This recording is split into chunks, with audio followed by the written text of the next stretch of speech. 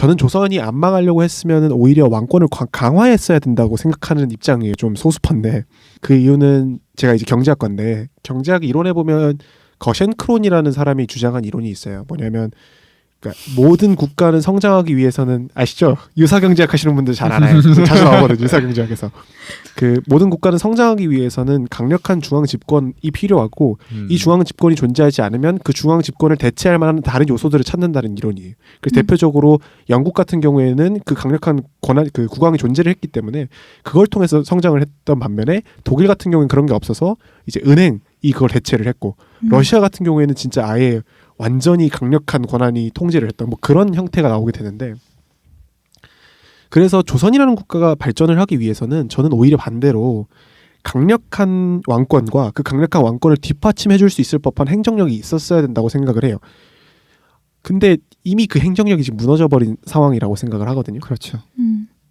그래서 사실 저는 뭐 어떤 일을 해도 그닥 도움은 안 됐을 거라고 생각을 합니다. 조선이 망조로 가는데 다만 제가 이제 아까 그럼 배척에서 왜 김상원 쪽의 얘기를 들었느냐.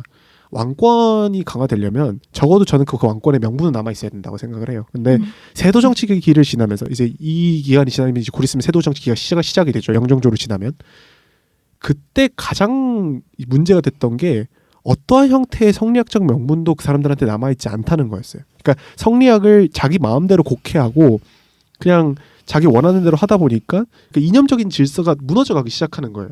우리가 조선 전기 중기만 하더라도 명망 있는 성리학자들을 떠올릴 수가 있잖아요. 조식이라던가 뭐 이런 사람들이 다 떠오르는데 조선 후기에서 그런 사람이 있는지를 생각해보면 성리학자가 나오진 않아요. 정약용이 성리학자인가요? 그렇진 않잖아요.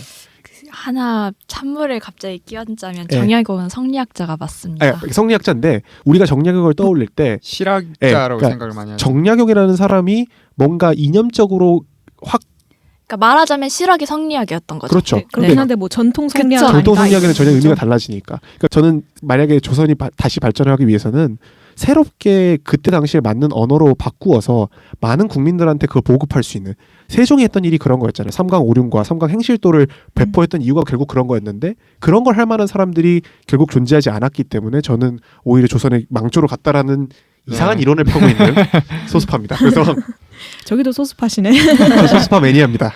언더독이 좀 있어가지고. 네. 아니 저는 그 의견에는 동의를 해요. 그래요?